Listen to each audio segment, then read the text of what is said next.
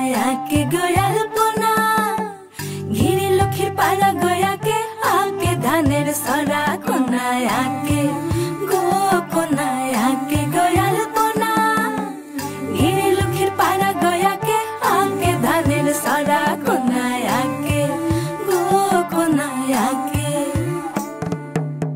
দাসী যায় গো শাক তুলিতে গোসলা ঘরের পাশে, শাকের মাথায় বাঘের পাড়া সুইমকা সুইমকা ওঠে।